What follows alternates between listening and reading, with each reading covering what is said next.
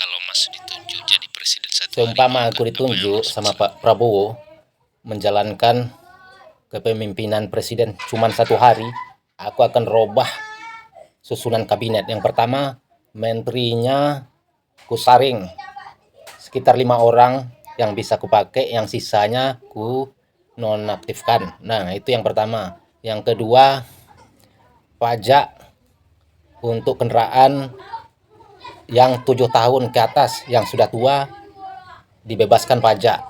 Nah, yang dikenakan pajak ialah kendaraan yang 7 tahun ke bawah. Nah, karena pajak itu untuk kendaraan yang sudah tua sepertinya nggak layak lagi dikasih pajak, karena akan memberatkan rakyat. Nah, ini yang ketiga. Yang ketiga, pajak perusahaan aku naikkan 50%. Supaya apa? Karena perusahaan itu adalah perusahaan besar, maka pajaknya dinaikin. Nah, kalau ke perusahaan besar kita menekan itu wajar. Kalau rakyat kecil itu kita cubit dikit aja rakyat akan menjerit. Nah, ini yang ketiga. Dan yang keempat, semua jajaran mulai dari gubernur, bupati, camat sampai kelurahan harus absen setiap hari jam kerja melalui digital.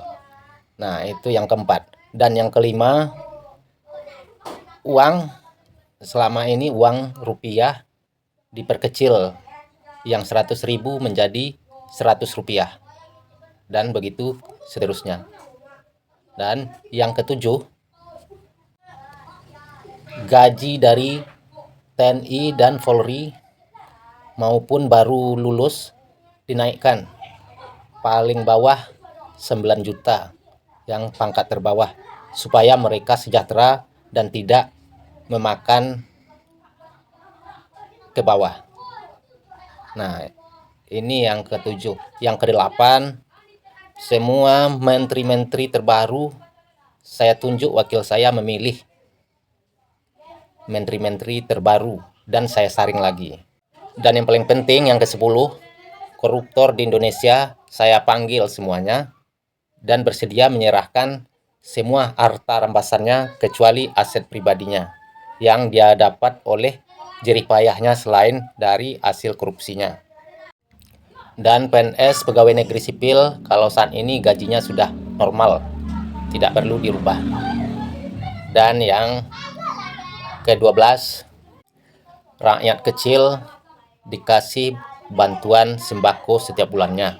Nanti dananya kita ambil dari perusahaan yang kita pajak, yang kita naikin 50%. Dan yang ke-13, minyak bensin untuk kendaraan diturunkan menjadi 5.000 per liternya. Nah, ini kalau dikasih saya mandat cuma 1 hari, tentunya saya sudah bikin persiapan. Sebelum saya keputuskan hal yang di atas tersebut, saya panggil semua awak media untuk menyampaikan semua progres yang saya ingin sampaikan ini di lewat semua awak media, supaya rakyat mendukung dan rakyat membela saya. Karena apa? Kalau ini yang saya tegakkan, tentunya musuh saya bukan orang sembarangan, ya kan? Tentu musuh sangat besar.